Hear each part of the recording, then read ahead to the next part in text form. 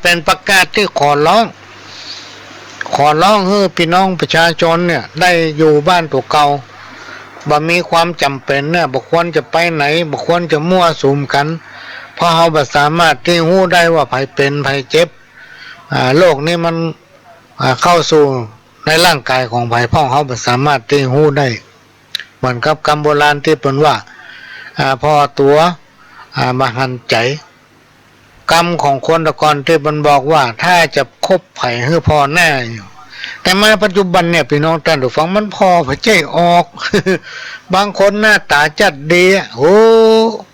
เอาไปเอามาเป็นคนบอก อย่างนี้กันนักโอ้ยบางคนแต่งตัวจัดดีพี่น้องท่านผู้ฟังหน้าตาจัดดีอู้ก็ม่วนนะยิ้มแย้มแจ่มใสเขาพอเถอะแต่พฤติกรรมอุปนิสัยของเขานะเป็นแป้มแบบนึงเนี่ยคบคนดูหน้าเนี่ยมันใจละต้องพอไปถึงใจเพราะฉะนั้นในช่วงเนี้ยอย่างเชียงใหม่ของเราเนี่ยพี่น้องท่านผู้ฟังมาโดนวิกฤตหลายอย่างนอกจากโรคโควิดที่ระบาดโดยทั่วไปเนี่ยก็มีข้อความที่ส่งทั้งไลน์ทั้งเฟซทั้งนั้นก็เป็นทั้งนี้ก็เป็นเนี่ยพี่น้องท่านผู้ฟังมันจะจริงเท็จแค่ไหนเฮาบ่ฮู้เพราะเฮาบ่ฮู้เอาไปเชื่อมันนักก็ไม่ได้แล้วไปโพสต์ไปเลยก็ไม่ได้เพราะเป็นการปลุกกระแสทำลายขวัญพี่น้องประชาชนถ้าไผฮู้ว่าไผเป็นอย่างที่ไหนก็ต้องแจ้งทางการพี่น้องท่านผู้ฟังเพิ่นถึงดูแลอย่างผู้บริหารประเทศเนี่ยเพิ่นยังจะมีสตางค์ฮื้อทำซ้ำผู้ที่ได้รับผลกระทบจากโรคโควิดเนี่ยนะมันไม่ได้ไปเนี่ยการทำงานต้องกักตัวเก่าบ่ฮื้อไปไหนบ่ฮื้อออกบ้านออกจองโลกพี่น้องท่านผู้ฟังที่จริงเรื่องนี้มันไม่ใช่เรื่องของไผสักคนมันไม่ใช่เรื่องของไผสักคนไม่ใช่เรื่องของนายกไม่ใช่เรื่องของคนนั้นคนนี้มันเป็นเรื่องของคนน่ะพี่น้องท่านผู้ฟังมันเป็นเรื่องของคนเฮาทั้งหลายนะที่เพิ่นโอ้เพิ่นจ๋าเพิ่นบอกเพิ่นกล่าวมาเนี่ยเฮาจะเชื่อไปเชื่อนั่นเป็นเรื่องของคนเพื่อมาได้บังคับกำหนดกฎเกณฑ์ว่าคุณต้องฟังคุณต้องเชื่อคุณต้องทำอย่างนั้นอย่างนี้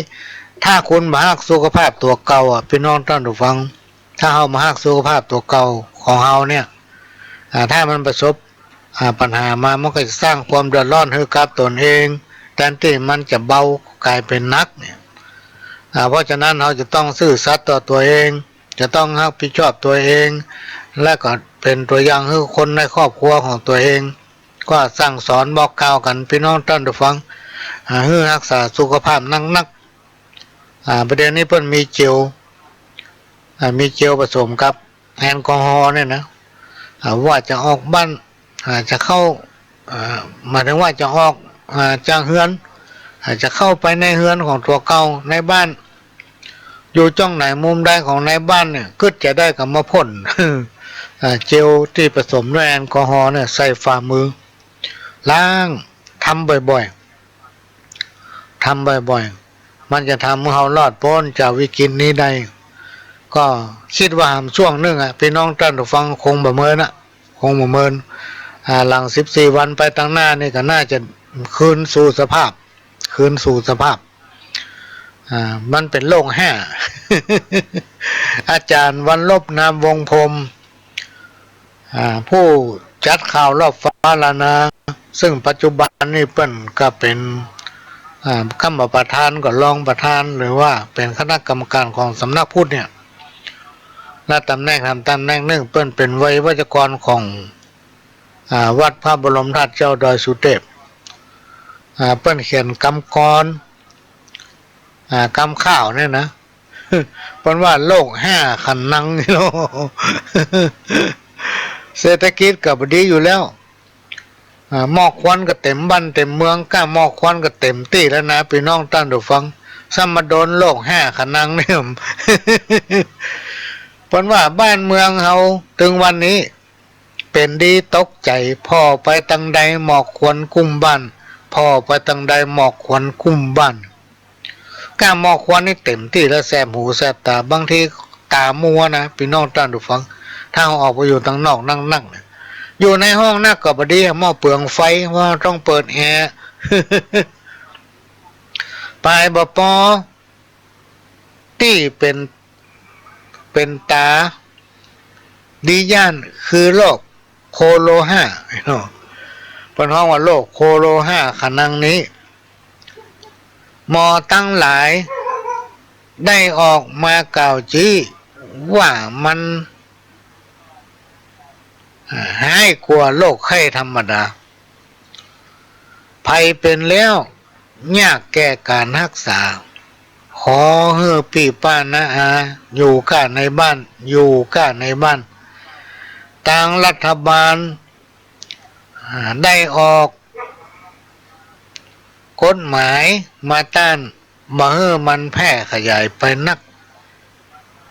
หมู่เฮาตั้งหลาย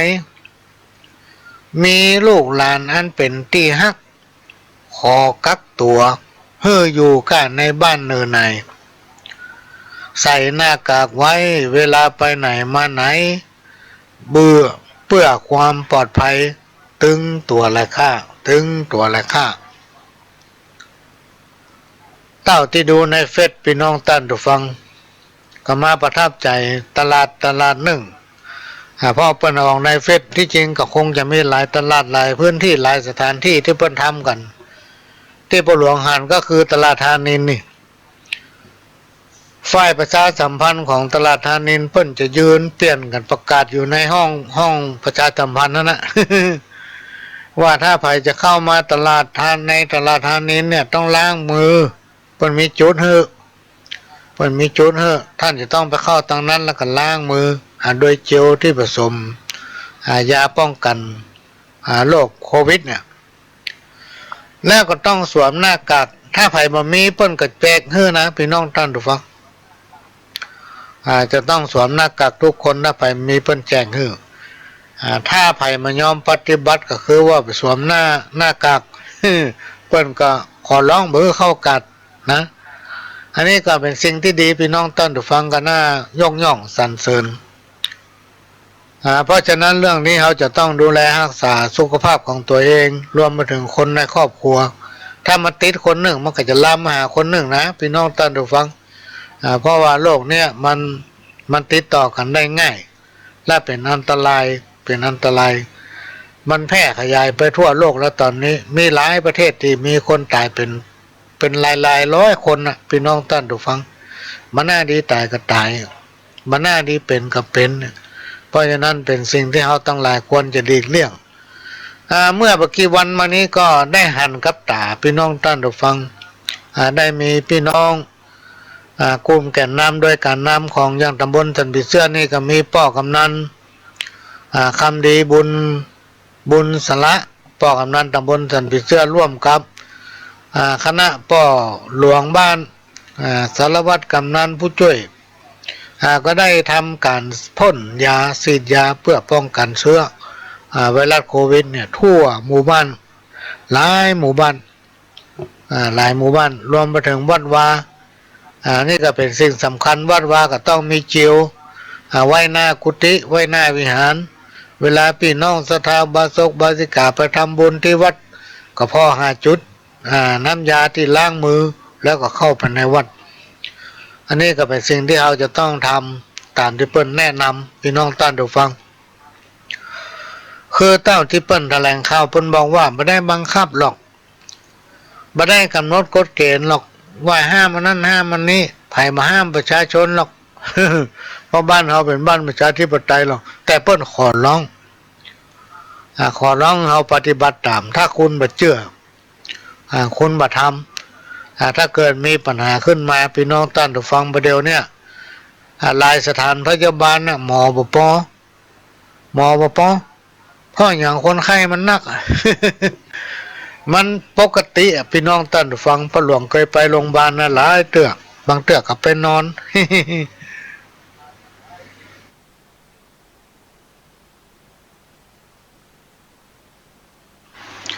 เฮาอยู่บ้านเฮานี่ยังมีภัยบอกกองเอาไปโรงพยาบาลโอ้ยบอกว่าคนมันลุกที่ไหนมาเต็มพี่น้องท่านผู้ฟังปกติธรรมดาหมอถึงไม่ได้ย่างอยู่แล้วซ้ำโรคนี่เขามาเพิ่มนะ ถ้าทำมือหมอไม่ได้อยู่ไม่ได้ย่างถึงเมื่อวันเมื่อคืนคนไหนก็ห้องหาหมอหมด ถ้าหมอแบบสบายทำคนเนี่ยเงียบใดน่ะพี่น้องท่านผู้ฟังกำลังหมอก็มีปอย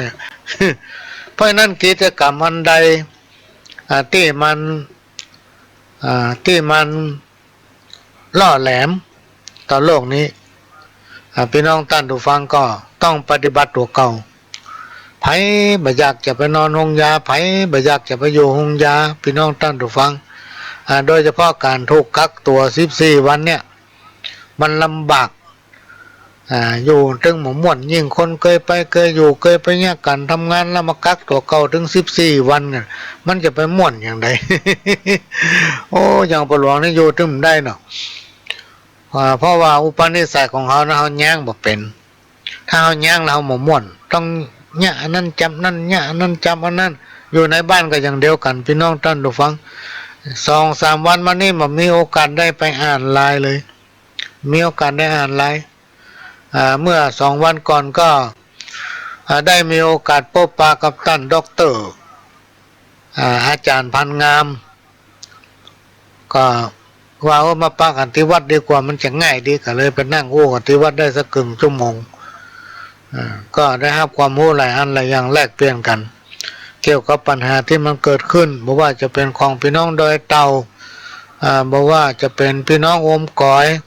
บอกว่าจะเป็นปัญหาของพี่น้องทาง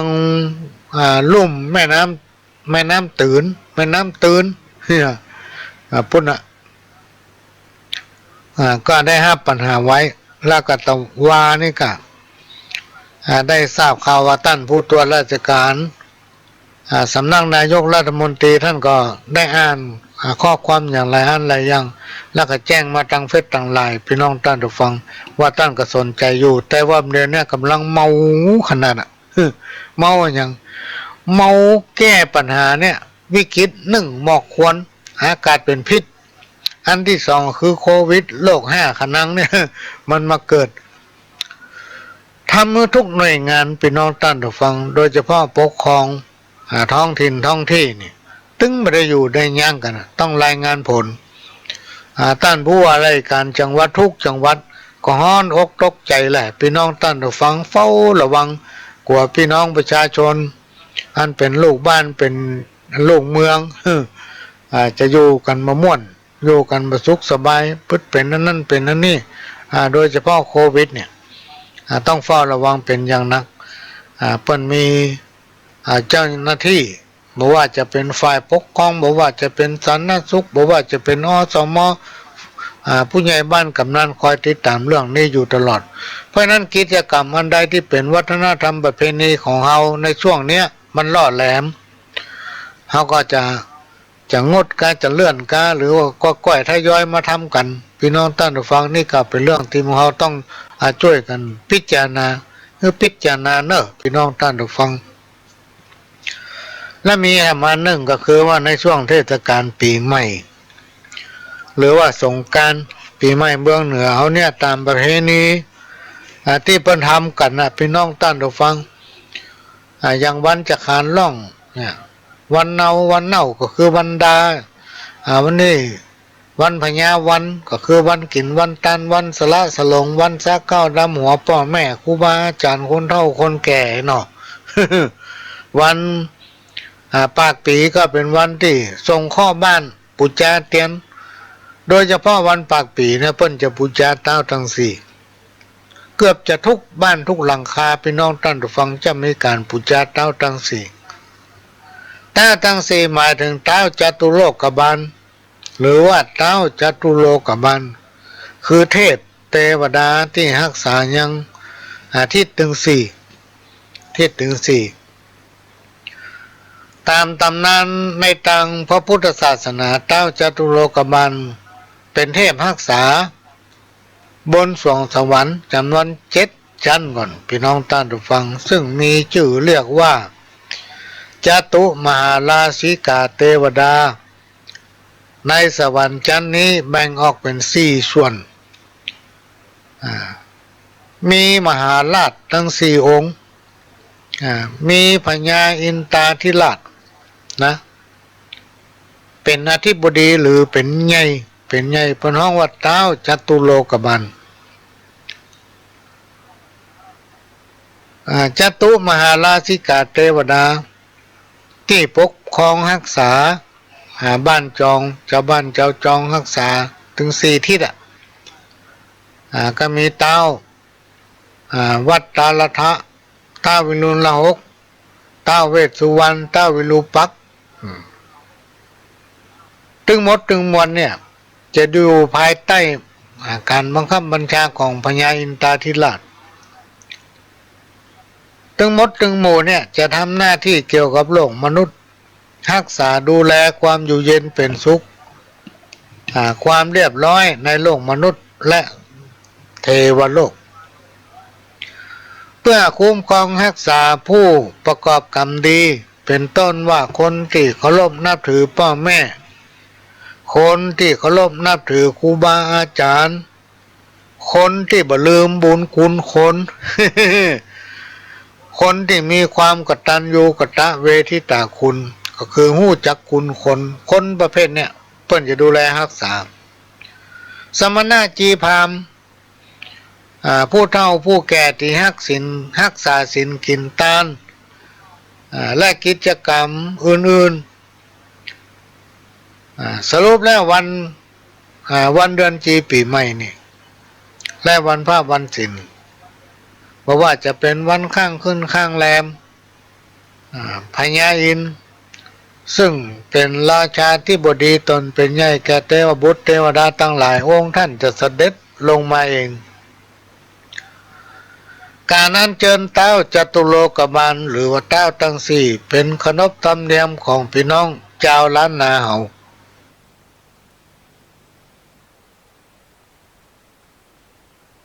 เตรียมที่เอาทำสืบตามกันมาเป็นเวลามาแล้วบอกว่าจะมีงานทำบุญกินตานงานน้อยใหญ่ทำบุญขึ้นบ้านใหม่แต่งงานเปิดอาคารล้านก้าและก็งานบุญต่างๆก็จะมีการอัญเชิญเท้าจตุโลกบาลเพื่อให้ท่านมาช่วยดูแลปกป้องคุ้มครองรักษาตลอดถึงความเป็นสิริมงคลแก่คนทั้งหลายเพราะเท้าจตุโลกบาลท่านจะได้มาช่วยดูแลปกป้องคุ้มครองเพื่อสิ่งที่ปรารถนานั้นได้สำเร็จตามความประสงค์บางเมื่อมีปัญหาและอุปสรรคใดๆเกิดขึ้น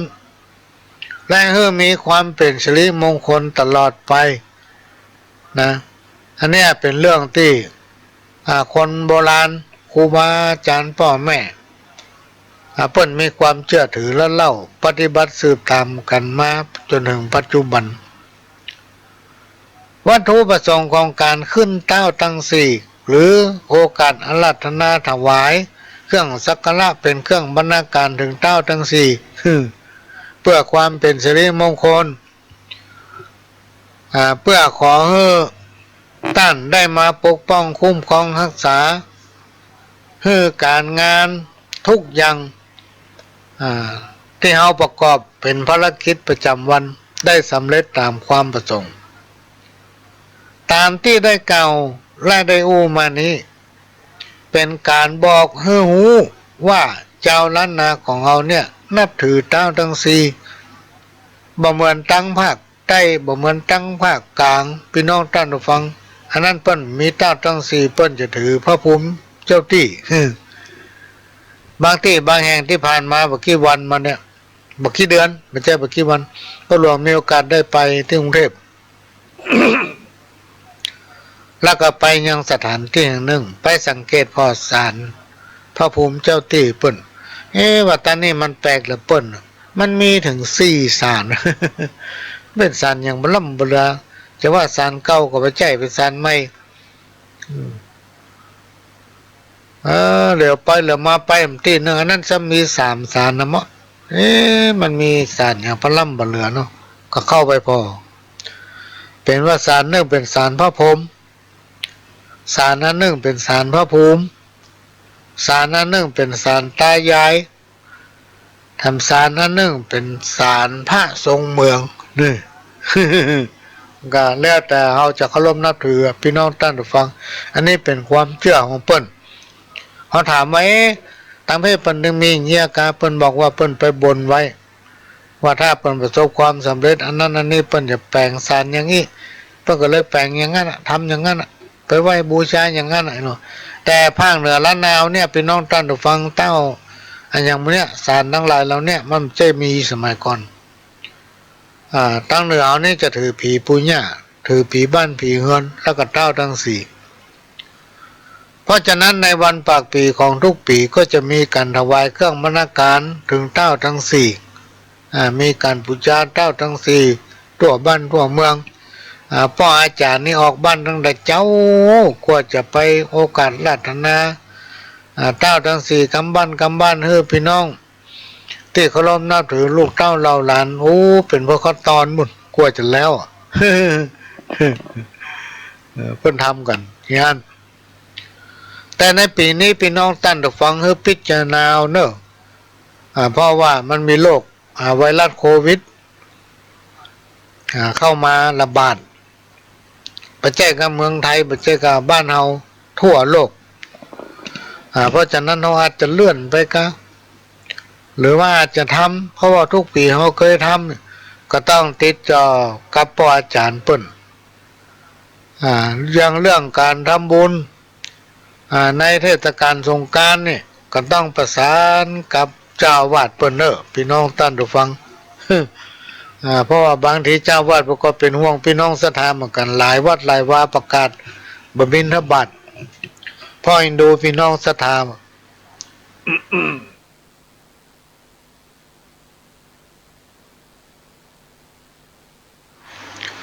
กิจกรรมหลายอันหลายอย่างพี่น้องท่านผู้ฟังต้องงดเปิ้นงดภัยก็ไม่ได้จำได้เขให้งดพี่น้องท่านผู้ฟังเปิ้นไม่ได้มีกฎหมายว่าต้องย่างห้ามทำนะแต่ว่าร้านค้าร้านขายสุราอย่างนี้อันนี้เปิ้นห้ามเด็ดขาดเลยเพราะมันเป็นแหล่งดึงเอาคนเข้าไปอยู่จุดแล้วก็รวมกันเฮาโมโหว่าภัยเป็นมาเป็นอย่างไรอันนี้ก็เป็นเรื่องที่นำมาฝากพี่น้องท่านผู้ฟังความเชื่อของคนเฮานี่นะพี่น้องท่านผู้ฟังโดยเฉพาะเจ้าเหนือของเฮาตอนล่างตอนบนไล่ตั้งแต่สุโขทัยมาความเชื่อนี่เป็นความเชื่อที่เป็นพื้นฐานของคนเจ้าเหนือโดยเฉพาะเจ้าเหนือนี่จะเชื่อแท้เกี่ยวกับวัฒนธรรมประเพณีเกี่ยวกับเรื่องผีเรื่องสางนี่นะนอกจากจะมีความเชื่อโดยเฉพาะคนแล้วยังขยายเกี่ยวข้องไปถึงเรื่องอย่างต่างๆไปถึงคนต่างๆในสังคมชุมชนนั้นๆแล้วก็มีการปฏิบัติสืบตามกันมาพี่น้องท่านผู้ฟังโดยเฉพาะสิ่งศักดิ์สิทธิ์ผีอาฮักผีปู่ย่าผีฮอผีเฮือนที่ปกป้องรักษาบ้านเรือนซึ่งมีหลายผีหลายอาฮักมีหลายผีหลายอาฮัก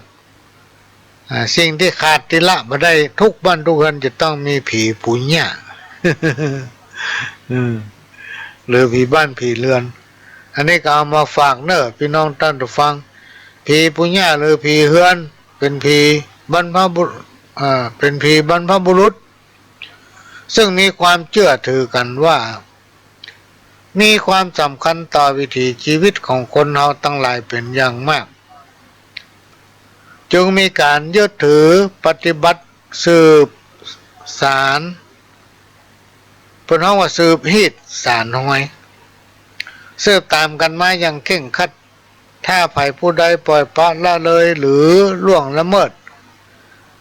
ก็มักจะปรากฏพบปะกับเหตุการณ์ต่างๆเป็นเหตุการณ์ที่บดีพี่น้องท่านผู้ฟังเราได้หู้ได้หันนะอันนี้ก็เป็นเรื่องที่นำมาฝากพี่น้องท่านผู้ฟังได้หู้แล้วก็นำไปบอกกล่าวลูกเต้าเหล่าหลานนะมันเขาฟังอันละอ่อนมาเดียวนะพี่น้องท่านผู้ฟังมาบดีเขาเชื่อ ราะว่าเขาฉลาดนะเฮาโหูละเฮา ยกตัวอย่างการบ้านละอ่อนเนี่ย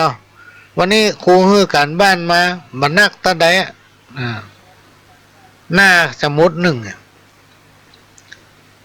เรามาฮื้อเขาพออ่านไปเจ็ดได้รู้ไปนอนตันตัวฟังพระเจ้าเหมือนเฮาตะกอนเฮาตะกอนนี่2+2เป็น4 4+4เป็น8เนี่ยประเด็นนี้ A บวก A A บวก D A บวก C อันว่าเนี่ยเพราะฉะนั้นการมีความรู้ของคนเราเนี่ยมันบัดเท่ากันมันบัดเท่าเสมอกันถ้าเราเป็นคนตามเป็นเจ้าบ้านเนี่ยพี่น้องท่านผู้ฟังก็คอยฟังเด้อเวลาป้นหลวงพ่อกำนันเปิ้นประชาสัมพันธ์เสียงตามสายหรือว่าเทศบาลเปิ้นประชาสัมพันธ์ทั้งเสียงตามสายตั้งใจฟังพี่น้องท่านผู้ฟังเขาก็จะได้ความรู้ว่าวันนี้เปิ้นประกาศเรื่องหยังทางจังหวัดเปิ้นมีประกาศว่าจะได้ทางอำเภอเปิ้นมีประกาศว่าจะได้ใบเวลาเปิ้นเอามาปิดไว้ตำหน้าที่ทำการผู้ใหญ่บ้านหรือที่ทำการพ่อหลวงพ่อกำนันติดไว้ที่บอร์ดเทศบาลกับมีไผไปอ่านเปิ้นมาประกาศกับสมรำคาญเปิ้นทำละอย่าพี่น้องท่านผู้ฟัง นี่ก็เป็นเรื่องที่นำมาเล่าสู่กันฟังเนอะพี่น้องท่านผู้ฟังวันนี้เราอยู่ด้วยกัน2 ชั่วโมงพี่น้องท่านผู้ฟังตั้งแต่เวลานี้เป็นต้นไปจนถึงบ่าย3 โมงก็จะพักสักกำเนาะเพื่อพี่น้องท่านผู้ฟังได้ฟังเทปเก่าสักแป๊บหนึ่งอันนี้เป็นเทปเก่าเนอะพี่น้องท่านผู้ฟังเตรียมมาเปิดให้ฟังนะแต่พ่อหลวงก็มีนี่แหละอยู่เนี่ยอยู่ตัวนี้แหละ แล้วก็ในช่วงนี้บ่ได้ไปออกรายการที่สถานีการนั่งที่บ้านก็ได้ประชาสัมพันธ์ไปว่าจะตั้งต้นพระป่าน้อยสักงานหนึ่งท่านใดที่จะร่วมบุญโดยจะนำเอาปัจจัยรายได้นี้มอบถวายให้ท่านผู้อำนวยการสถานีวิทยุของวัดฝ่ายหินเพื่อท่านจะได้นำไปทนุบำรุงสถานีเป็นการน้ำกาไฟอันใดที่มันดีเปลี่ยนก็เปลี่ยนอันใดที่มันดีแปลงก็แปลงถ้าถึงตั้งสถานีเนี่ยเวลาเปิ้นมาบ้านป้นหลวงนี่เครื่องอันใดบ่ดีอย่างปลั๊กไฟเนี่ยพี่น้องท่านผู้ฟังถ้ามันหลวมมันคอนน้อยเดี๋ยวเปิ้นก็ออกเปลี่ยนใหม่หมดในสถานีก็อย่างเดียวกันถ้ามันหลวมมันคอนมันทำให้คุณภาพของเสียงที่เฮาดำเนินรายการเนี่ยไปถึงพี่น้องท่านผู้ฟังบ่ชัดเจนนะเพราะฉะนั้นก็จะต้องมีการทนุบำรุงเพราะมันจะเข้าหน้าฝนหน้าลมแล้วพระหลวงก็ตั้งต้นพระป่าแล้วในวันที่13 เมษายนนั้นก็วันนั้นเป็นวันที่สละสลงพระเจ้าในห้องผ้าของพระหลวงนี่ก็ต้องขออนุโมทนาบุญกับโยมคนหนึ่งซึ่งเป็นลูกเลี้ยงลูกศิษย์ก็ได้บริจาคหัวหมู2 หัวไก่2 กู้ต้องขออนุโมทนาบุญแล้วในวันที่13นั้นก็จะรวบรวมปัจจัยมันจะได้เท่าใดบ่ได้เท่าใดก็จะนำมอบถวายท่านผู้อำนวยการสถานีเป็นการทนุบำรุงสถานีพี่น้องท่านผู้ฟังและในส่วนทางบ้านของพระหลวงนี่ก็จำเป็นต้องปรับปรุงเครื่องที่กำลังส่งให้พี่น้องทั้งหลายได้ฟังอยู่ในเวลานี้เพราะว่ามันใช้เวลามาหลายปีละมันต้องได้ซ่อมบำรุงต้องได้เปลี่ยนหลายอันหลายอย่างเป็นต้นว่ามิกไม้นี่เป็นต้นก็ต้องได้เปลี่ยนจะต้องได้ล้างเครื่องถึงหมดเลยอันนี้ก็เป็นเรื่องที่มาบอกมาหูฟัง ฟังบ่ฟังก็ต้องอีแม่ไข้หัวกินข้าวแล้วยังก็ไม่ได้กินข้าวก็ย่างกินข้าวให้กำด้วยแม่เนอะก็ได้จะเป็นลมเฮาอายุนักไงแม่เวลาเปิ้นกินกันเนี่ยเฮาบ่อยากมันบ่รู้มาแกล้งก็อยากเข้ามาในใจบ่ค่อยดีเป็นวิตวาวๆเพราะว่าอยากเข้า ก็ได้กินเข้าไปได้สักเบิ้นนึงนะมันถึงจะดีขึ้นกินโว้ยก็บ่ได้จะแก้นหาหม้อนี่เป็นเรื่องธรรมดาพี่น้องท่านผู้ฟัง ซึ่งภัยทุกคนนะเลขบ่ปนซากคนแต่ก่อนนี่พระหลวงเคยให้หัวใส่ผู้สูงอายุนะ โอ้พอมันเตียวร้องอย่างโอ้พอมันลุกร้องโอ้ยว่าอย่างนั้นล่ำเลยเนาะมาตันตัดตัวเก่า จะเปิดเทปเก่าให้พี่น้องท่านผู้ฟังได้ฟังสักกำหนึ่งเนาะก็เดี๋ยวก็มาปากามรอบหนึ่งเจอนะครับฟังครับมาขอให้ไปนะเฮาไปมาขอสัก3 เตือดาเลยอะ โวยวายเลยมาขอมาได้กรรมมาว่างมาได้กรรมว่างอ่ะว่าแซวเลย ก็หลายๆที่หลายแห่งก็ต้องขอสุมาภัยกับอย่างที่อูฟังอย่างที่อูฟังว่าการเป็นผู้นำนี่มันมีภารกิจที่ต้องรับผิดชอบอย่างนายสั่งเนี่ยนายอำเภอมันสั่งว่าวันนี้อันนั้นอันนี้เนอะถ้ามันเป็นเรื่องสำคัญเนี่ยเอาต้องขาดไปได้เอาต้องไปเพราะถ้าเอาขาดเท่ากับเอาบกพร่องเหมือนกับทุกเดือนเนี่ยเพิ่นจะมีประชุมประจำเดือนเนี่ยพี่น้องท่านผู้ฟังท่านที่เป็นผู้นำนี่ต้องไปประชุมเดือนหนึ่งเพิ่นมีประชุมเตื้อเดียวแล้วก็เกิงวันเนี่ย เอาจะไปอ้างภารกิจอันนั้นอันนี้มันบ่ได้อะพี่น้องท่านฟังมันเป็นภารกิจในหน้าที่ของตัวเก่าขนาดประชุมเดือนหนึ่งเพื่อเขาตอนมันขาดบัตรได้มันไปบัตรได้อันนั้นปัจจัยคนละนอกจากว่าเขามีภารกิจแต่แบบสบายต้องไปหาหมอต้องอยู่โรงพยาบาลเมาหัวเตียวบัตรได้หรือว่าลุกบัตรได้เป็นอาพาธอย่างนักนี่นะมีภารกิจเร่งด่วนที่มันมีความสำคัญนักที่สุดอันนี้ว่าไปเรื่องนึงแต่ว่าการเป็นผู้ใหญ่บ้านมันก็มีผู้ช่วยยิ่งเป็นพ่อกำนันนี่สำนักเลยเพราะผู้ช่วยมีหลายคนมีถึงสารวัตรมีถึงผู้ช่วยมีถึงผอ.ส.มีถึงแพทย์ประจำตำบลอยู่ในการปกครองกำนันหมดเพราะนั้นกำนันจะมีลูกมือหลายจะขาดอันใดหนึ่งไม่ได้สักอย่าง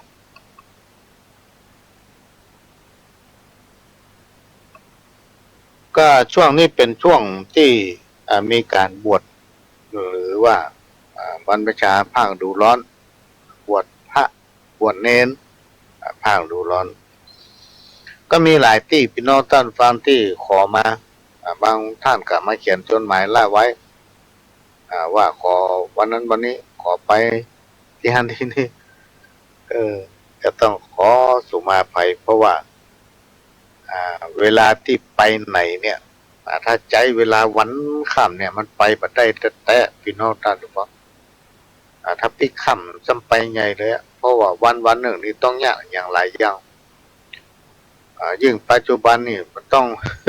ใจเวลาให้เป็นประโยชน์ที่สุดเพราะว่างานมันหนักเหลือเกิน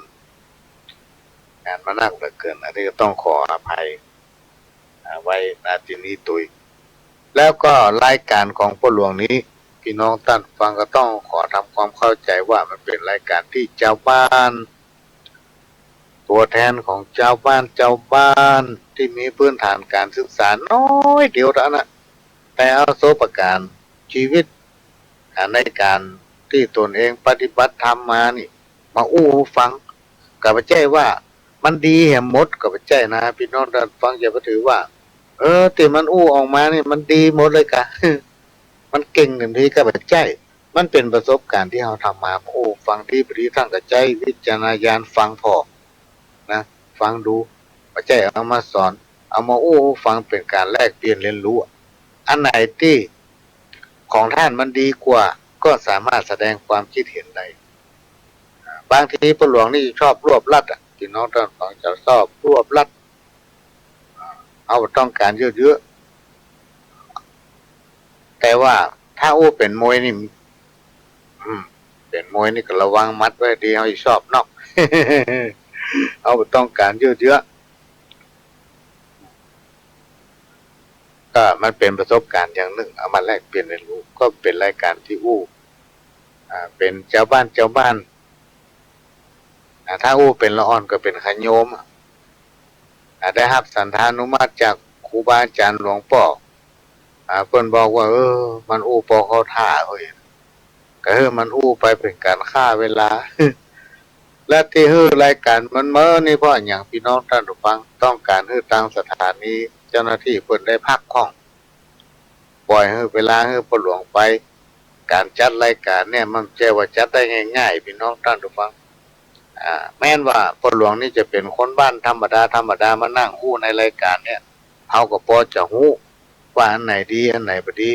การจัดรายการนี้เปิ้นบ่ไปว่าให้คนนั้นไปว่าคนนี้บ่ดีอ้างเอานั่นอ้างเอานี้มันเป็นการอวดอุตริก็ดีมันจะทำให้สถานีเสียหายก็ดียิ่งไปเสียดสีคนนั้นคนนี้เนี่ยบ่ได้เด็ดขาดเลยเพราะนั้นที่เพิ่นเวลาปหลวงนั่งเนี่ยถึงแม้นว่าพี่น้องท่านผู้ฟังฟังแล้วมันบ่ได้สาระแต่มันก็เป็นประโยชน์กับเวลาพี่น้องท่านฟังเพราะว่าเวลาที่ปหลวงนั่งอู้ในรายการบอกว่าจะกี่ชั่วโมงก็แล้วแต่มันได้ไปเสียดสีคนนั้นคนนี้หรือว่าอย่างไรจะอู้ไปตรงๆซื่อๆกลางๆเนี่ยมันก็ดูเจ้าคนนึงเพราะว่าปหลวงนี่ใหญ่น้อยมากับวัดนะที่อู้อย่างนี้อู้มาหลายเตื้อก็จะเป็นอู้ซ้ำๆเพื่อคนฟังมันมีหลายประเภทบางทีก็กำลังฟังตะวาเนี่ยเปิดปะตะวาเนี่ยบางผู้บางท่านก็เปิดปะวันนี้มาฟังวันนี้ อย่างคนที่เปิ้นส่งไลน์มาจากต่างประเทศเนี่ยเนี่ยหมูว่าจากประเทศไหนเนี่ยหนูอยู่ต่างประเทศอันนี้อยู่ประเทศอู้ถึงว่าไทยในอังกฤษอยู่ในอังกฤษอยู่ในอังกฤษกำลังฟังแต่วันเมื่อ2 วันที่ผ่านมานี่เพิ่นก็ส่งมาเรื่อยๆเพราะว่ามันน่าเชื่อว่าจะมีรายการนี้แล้วก็เขาฮับตัวแล้วก็ฟังม่วนด้วยเปิ้นเป็นคนทางภาคเหนือเหมือนกันเนี่ยอยู่ตั้งแต่ตั้งลำปางเนี่ยแล้วไปอยู่เมืองนอกวันอย่างกรุงเทพเนี่ยพี่น้องท่านผู้ฟังห้อยไปคิดว่าไปอู้กับเมืองกรุงเทพไปอู้เรื่องก็ลองไปกรุงเทพนะอันนี้อู้เรื่องส่วนตัว ไปกรุงเทพนี่ซ้อกินข้าวนึ่งเนอะพี่น้องท่านผู้ฟังจะจำกำปะอุ้ยไม่อุ้ยพี่พ่อแม่ครูบาอาจารย์เพิ่นเบาโอ้เข้านี่เป็นยาวะขนาดเอกแตะเป็นยาทิพย์เป็นยาประเสริฐถ้าคนไหนกินข้าวเนี่ยอยู่ได้แล้วปณิสัยของปหลวงนี่ตั้งแต่อยู่วัดมาจนถึงปัจจุบันให้กินข้าวนึ่งแม่นว่าหมอเพิ่นเนี่ยห้ามไปนอนโรงพยาบาลได้3 คืนกูเตื้อก็กินข้าวเจ้านะตามที่หมอข้าวต้มเขาอย่างถ้าหมอเผลอให้ลักกินข้าวนึ่งวันหนึ่งหมอไปป้าเข้าใจอันนี้ถือว่าหมอมาหันเนยโลวันพุกบัดได้แล้วเนยผมให้เขากินข้าวนึ่งคนตะก่อนเพิ่นบอกว่าถ้าคนไหนกินข้าวนึ่งเนี่ยพี่น้องตะลุฟังป้าแข็งแห้งตั้งเนี่ยมีพละกำลังเนี่ยการก็ไม่หิวมันเลยมันอิ่มแน่นแต่หมอหูมันไปเป็นอย่างไรไม่ได้ในเปิ้นมือกินนะฮะว่าสารมันนักนิโคตินมันสูงนะอันนี้เป็นนั่นนี่มันเอาไปชอบฟังเนี่ยเวลาเจ็บเป็นอย่างบล่ำไปหาหมอนะประเด็นนี้พิกเป็นวัดทำนั้นเนี่ยพอเอาบล่ำไปหาหมอตึ้มไปกันไปเพื่อมานัดหมอมานัดขอนัดพระหลวงวันนั้นวันนี้เอาเวลาว่างว่าเจ้าจะอยู่วันค่ำนี่หรอเอากล่อมได้ไปถามเนี่ยแล้วสมัยเมื่อเราเป็นละอ่อนพี่น้องท่านผู้ฟังลอง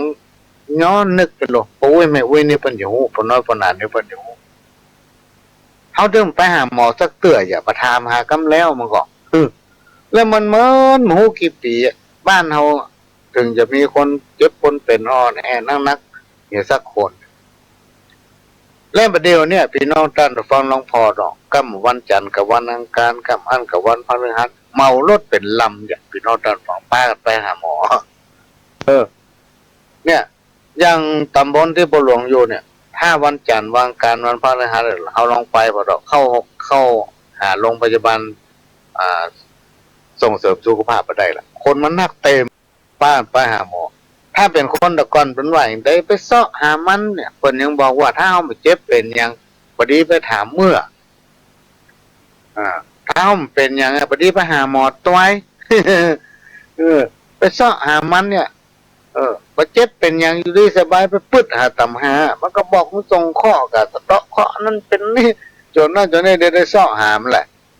เป็นนะเขาไปเปิดขอดหาจักเก็บคนสมัยก่อนนี่มันดีเพิ่มเจ็บไปหาหมอจนหมอสาธารณสุขจนหมออนามัยเปิดห้องว่าหมอศาลาอนามัยนี่นะได้หิ้วกระเป๋าไปเอี่ยวหาเจ้าบ้านโดสมัยก่อนหิ้วกระเป๋าไปตำบ้านโดพี่น้องท่านทุกฟังสวัสดีเจ้าคุณแม่สวัสดีครับคุณพ่อสบายดีกะจะวัดความดันก็อย่า วังนี้เป็นอย่างพ้องเจ็บเข้ามาหัวไม่ก้อยอดีตดีก็เอายาน่ะไปแจกยาที่ดมละมันบ่เมาหัวน่ะคนห้องว่ายาอย่างนั้น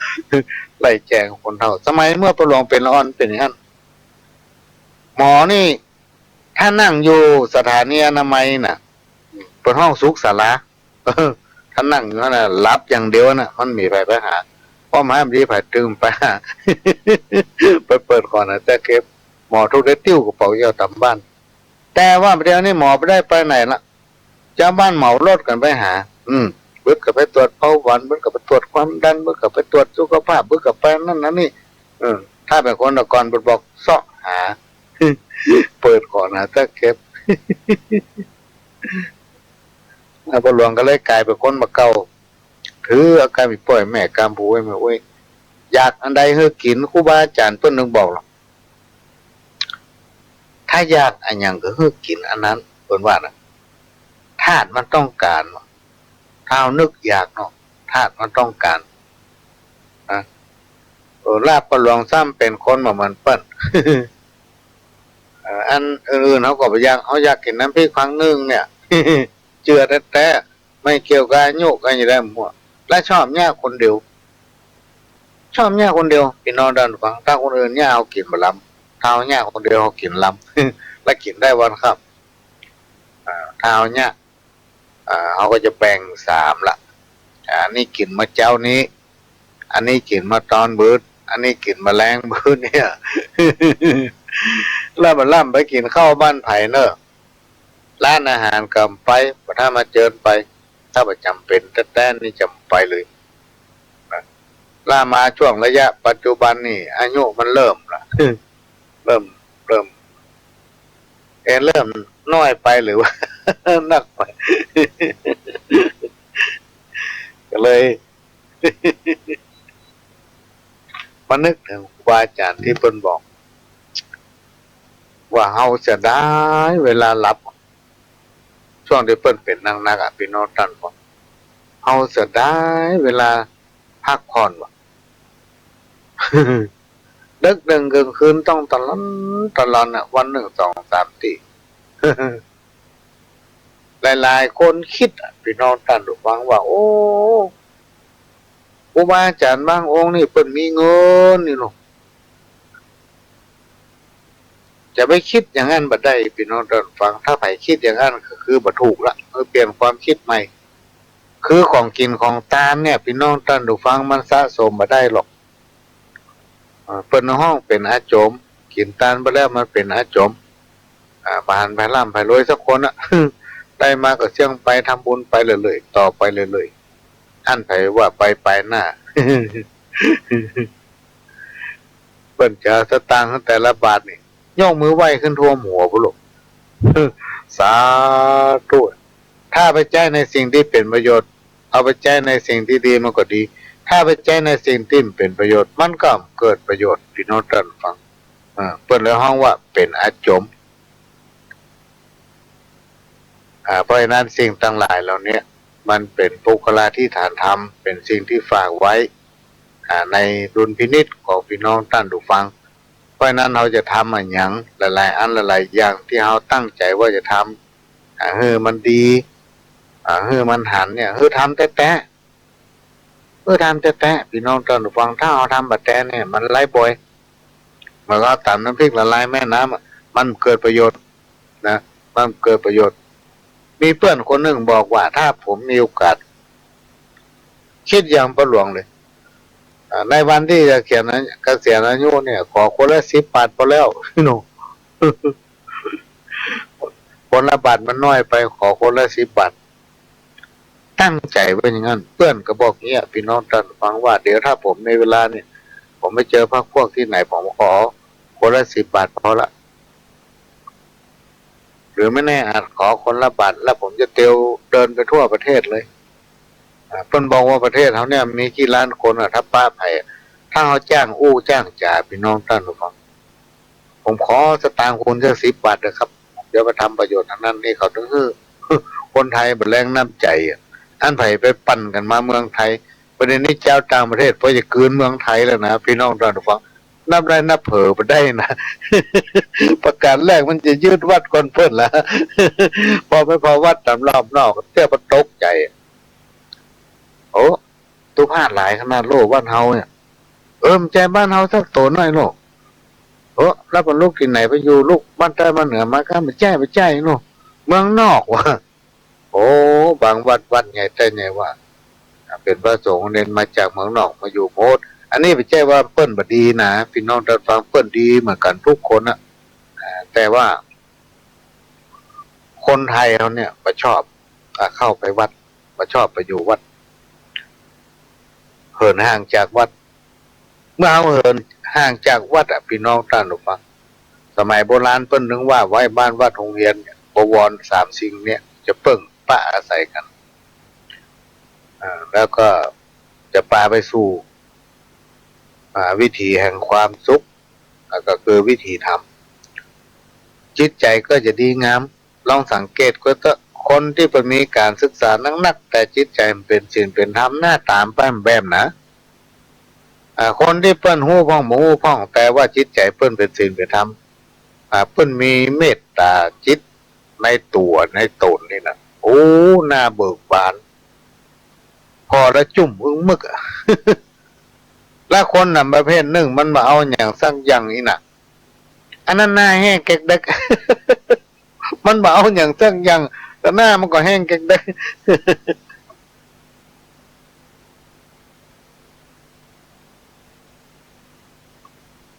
ก่อนที่เขาจะนำเอาสาระสปะร้อยอันปันเรื่องมาเล่าสู่กันฟังพี่น้องท่านผู้ฟังพ่อหลวงก็จะนำเอาเพลงหนึ่งมาฝาก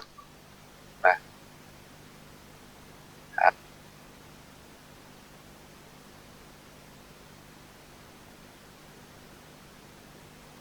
กับคนหนึ่งสมัยก่อนเมื่อโบราณ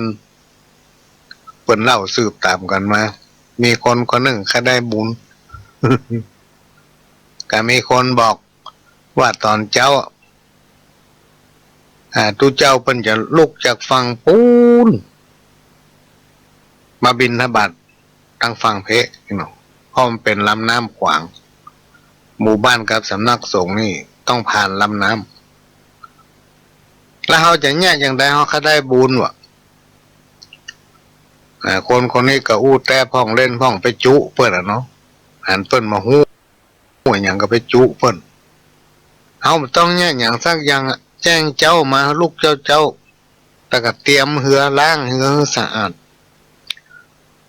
เอาเรือข้ามไปฝากพุ่นไปฮับมันจะมีทุดงตนหนึ่งเพื่อจะเดินมาบิณฑบาตทางฝากเขาตามกุเตือนนี่เปิ้นจะเอาเหือมาคนเดียวแต่ถ้าเขาแค่ได้บุญเอาไปอยู่พุ่นฮับก็ต้องให้เปิ้นเอาเหือหรือว่าทอแปะมาแล้วก็รอเมื่อเป็นบิณฑบาตเสร็จแล้วเพิ่งก็จะกลับไปเดี๋ยวเพิ่งก็จะบุญให้เนาะเขาก็จะได้บุญ คนมันมาหัวพี่น้องท่านผู้ฟังตื่นเจ้ามันก็ความสะอาดเหือเพราะว่าธรรมดาเหือจอดอยู่นี่เปิ้นจะน้ำเขาใส่หรอกถ้ามันอั้นเหือจะหัว ถ้ามันแห้งเข้าก็เดี๋ยวหัวละเหือ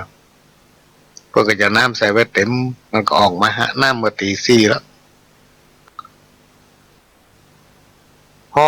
ตะวันจะแมนนี่ทุกเจ้าก็เดินทางมาจากฝั่งปูนเนี่ยมาถึงตาน้ำสารถีคนนี้แค่ได้บุญแต่มาหัวจะได้บุญจากอัน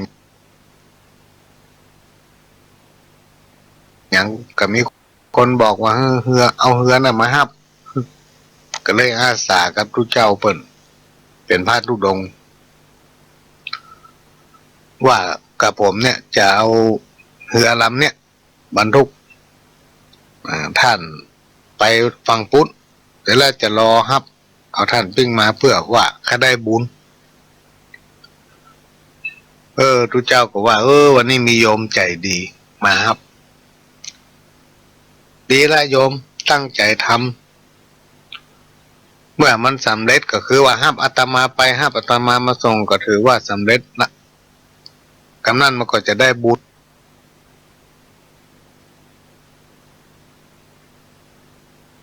เป็นบุญเป็นกุศลกับตัวเก่า แต่คนมันมาหูอ่ะพี่น้องได้ฟังเมื่อเอาพระไปส่งลายปุ้นละยูหันหรอพอพระธุดงค์เปิ้นบิณฑบาตเสร็จเรียบร้อยเปิ้นก็ปิกมากันนั่งเหือปิกไปหำฟังทุกเจ้าก็ลงเหือไปตั้งใจเนอะโยมเนอะอาทิตย์ฐานเนอะเปิ้นก็ปั่นปอนหือ สุขีติ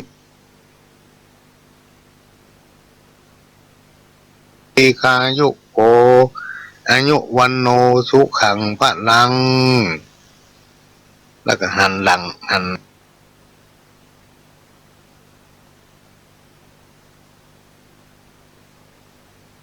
วายหน้าเตียวไปภายในสารถีก็ว่าโหตู้เจ้านี่อย่างอู้ไหนมีหันตะกี้ว่าอันถ้าเขาไปส่งฝากบุญแล้วเอาปิกมาส่งฝากเพะก็จะได้บุญนี่หรอกหาว่าจะเอาบุญฮื้อฟังมัดเหือไว้ผิดน้องท่านดูฟังโล่นไปเกิดหน้าดูเจ้า เนี่ยที่เขามาส่งดูเจ้าเนี่ยเขาอดรับอดนอนมาตั้งแต่ตี 4ละล้างเหือหื้อสะอา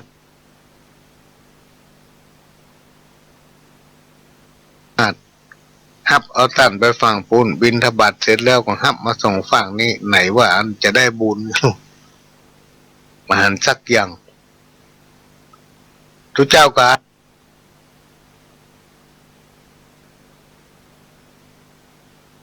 อธิบายให้ฟังละโยมตั้งใจทำความดีตะกี้นี่อาตมาก็ฮื้อปอนไปละอันนะบุญอยู่สุขีตีกายุโกอายุวันโนสุขังพลังมันก็เถียงดูเจ้าบ่ใจเนาะดูเจ้านี่อู้ไหนมีฮั่น เถียงกันไปเถียงกันมาลู่เอาถุงยำลู่เอาบาดอ่ะจะซ้อหาบุญอ่ะโอ้วันกันไปกับวันกันมามันจะลู่เอาบาดกับถุงยำเพิ่นนะ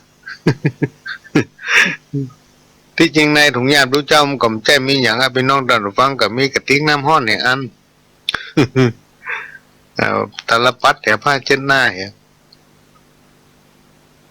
ลู่กันไปลู่กันมาดูเจ้าลำคาญเนี่ยแหงขวดขี้หมูกหือ ปั้นเป็นก้อนนะ อ๋อข้าได้ก็เอาไปเหรอเหรอ ได้ขี้หมูกขี้ก้อนจะเอาไว้ไหนก็กลัวหายเอาอมอ่ะบุญมันเป็นอย่างนี้ลูกเว้ยเค็มมันนี่เนาะ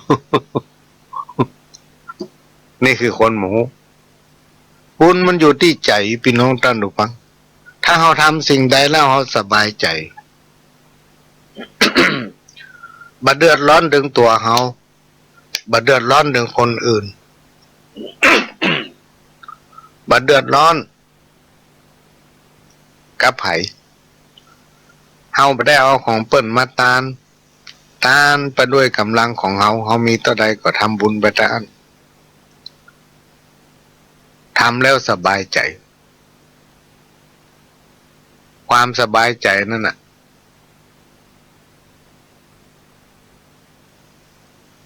มันทำให้ร่างกายของเราสมบูรณ์แข็งแรงปราศจากอุบัติภัยทั้งหลายก็คือพยาธิคนเฮานี่จะเจ็บเป็นอย่างบ่เจ็บเป็นอย่างไม่อยู่ที่ใจตัวนะพี่น้องท่านฟังอยู่ที่กำลังใจบางคนนี่เป็นหน้าเศร้าวะลูกตามันมีแววตาลอยพ่อไปก็ตาลอยเนี่ยยังก็ตาลอยหน้ามันตึงเบิกบานแสดงว่า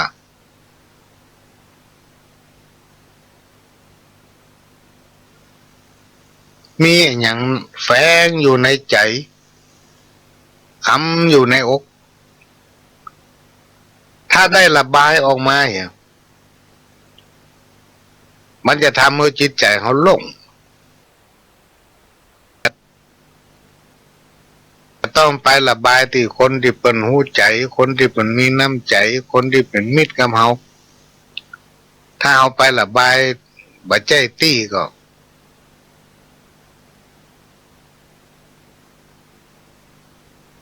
เดียวก็ ซ้ำจะปิกมาปวดหัวเลยเก่าอู้ไปอย่างหำคนที่ได้ครับฟังจากเขาเอาไปอู้หำอย่างถ้าคนที่บ่จริงใจต่อเฮามันก็เอาเฮาไปเล่าเอ้ยเปิงมันน่าหมองตองเศร้า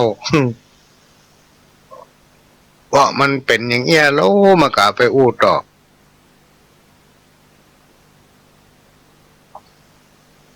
เพราะนั้นคนเฮาเนี่ยจะเนี่ยอย่างกระจ่างการจะคบค้าสมาคมกับไผบ้านใต้บ้านเหนือเนี่ย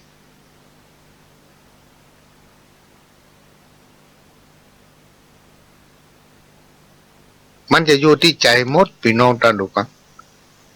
เขาอยู่กับไผเขาจะรู้จักคนนั้นว่าจิตใจของเขาเป็นยังไงจะไปพอคนกับเปลือกนอกจะไปพอคนกับตังนอกจะไปพอการหน้ากาตาจะไปพอกับการแต่งตัวเขาต้องมองลึกถึงกิริยาท่าทางอุปนิสัยใจคอของคนคนนั้นว่าเขามีอุปนิสัยนิสัยใจคอเป็นอย่างไรการมองคนแต่เปลือกนอกเนี่ยมันบ่ดีคนนึกว่าอย่าไว้ใจทางอย่าวางใจใครอ่ะ ที่จริงอย่าวางใจคนจะจนใจถูกเข้าการทำบุญเมื่อได้บุญที่มีบาปเจือปนก็คือเอา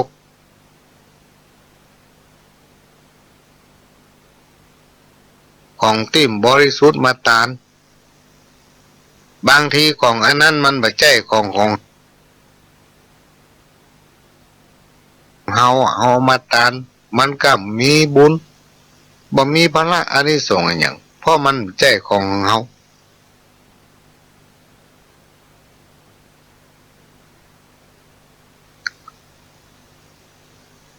มีเรื่องเล่าคนตะกอนเปิ้นเล่าสืบตามกันมาสมัยเมื่อมาแล้วสมัยเมื่อครูบาเจ้าเปิ้นยังมีชีวิตอยู่ได้มีแม่หญิงคนหนึ่งชื่อว่ายายฟองมีบ้านอยู่ติดกับบ้านของยายมาบ้านจองสมัยก่อนนี่เปิ้นบ่ใช่มีหัวปิดน้องท่านผู้ฟังเตียวหัวบ้านพดหางบ้านมุ่นเปิ้นใจมีหัวหรอกเตียวหากันไปมามีพักไม้ไส้เครือหยังก็ปลูกเก็บกินกันไปเปิ้นบ่ว่าหยังกัน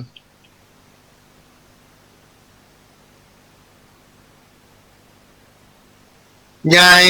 ฟองกับยายมาเนี่ยมีบ้านอยู่ติดกัน